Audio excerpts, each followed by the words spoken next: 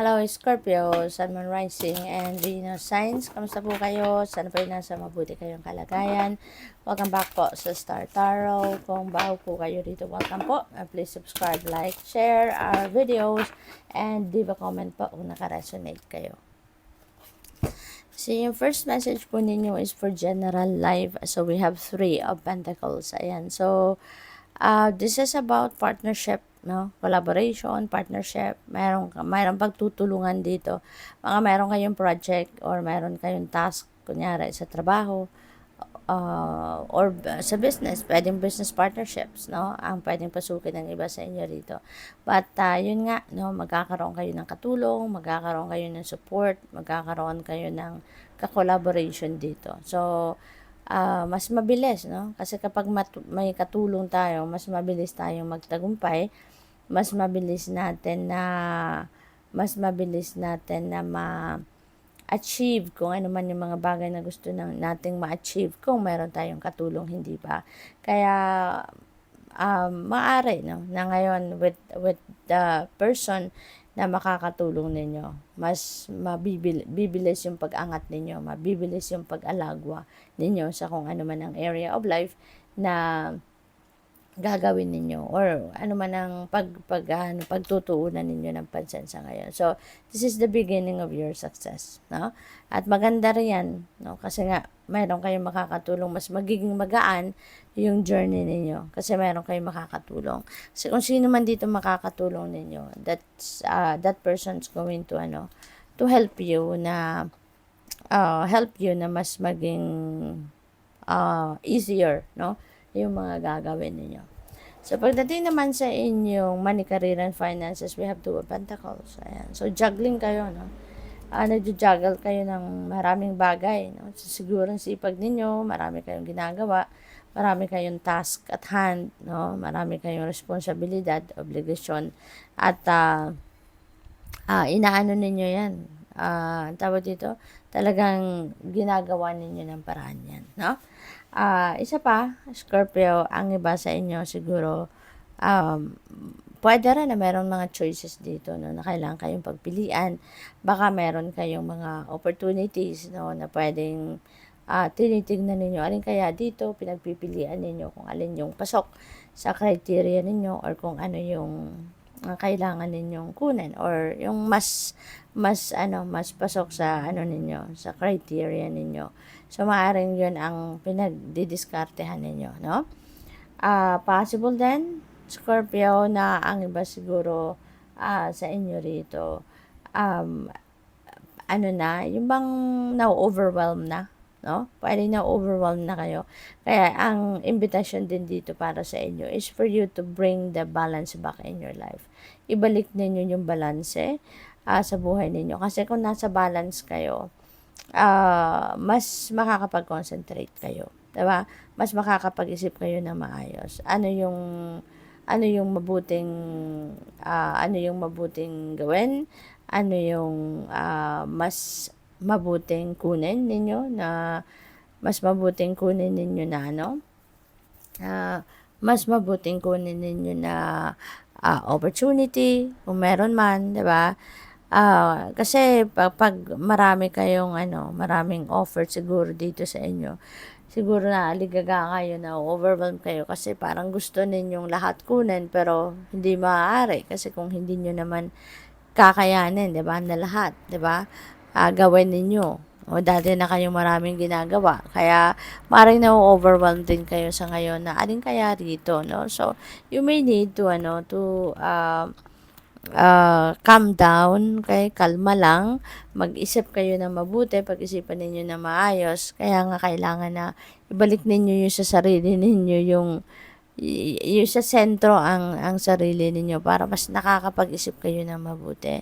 Give it a try na mag-meditate ka, no? Nakakatulong 'yan para mag-ground mo ang sarili mo. Kasi when you are grounded, mabilis mag-isip, no? Makakapag-isip ka ng mas maayos, na mas mabuti, mas maganda ang magiging kakahinatnan ng kung ano mang bagay ang kailangan mong pagdesisyonan. no? Kaya yun, kailangan mo siguro na mag-time out ka muna sa kung anong mga kakaabalahan mo, anong pinagagagawa mo. It doesn't take a long time, diba? Saglit lang, mag-meditate ka, no? Mag-breathing exercises ka, nakakakalma yan ng senses natin. And after that, few minutes lang, ano yan, no? Mararamdaman mo na relax, no? Relax ang katawan mo, marerelax yung isip mo. Kaya mas makakapag-diskarte ka ng maayos, mas makakapag-diskarte ka ng mabuti. Okay? So, pagdating naman sa inyong relationships, ito maganda, Nine of Cups. Okay? Dito sa Nine of Cups, Scorpio, ano to, happiness and joy. No? This is a time for falling in love. This is a time for happiness and joy. Kaya most likely, ang iba sa inyo, in love. Baka ngayon, maaano kayo. Baka ngayon, you are going to be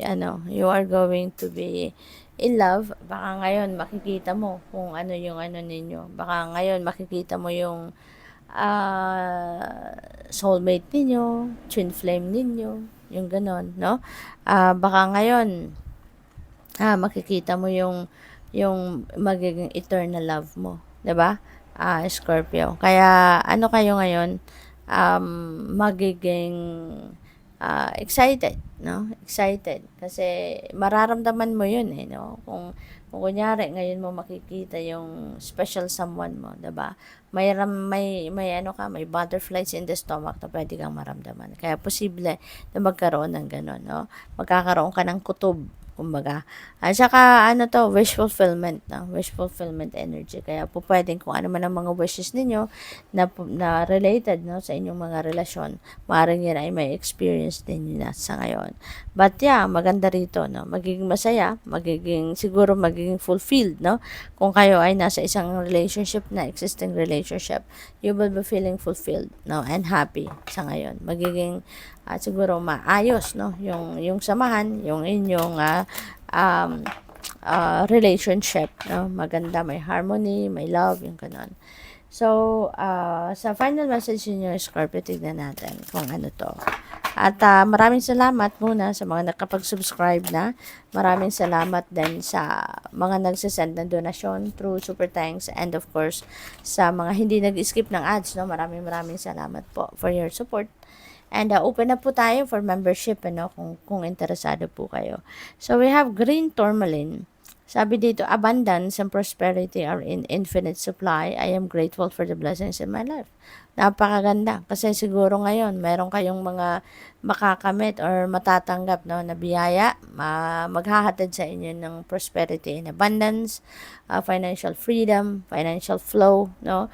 Kaya maganda to, no? Magandang high vibe kasi kayo, no? High vibe kayo. You have a Nine of Cups.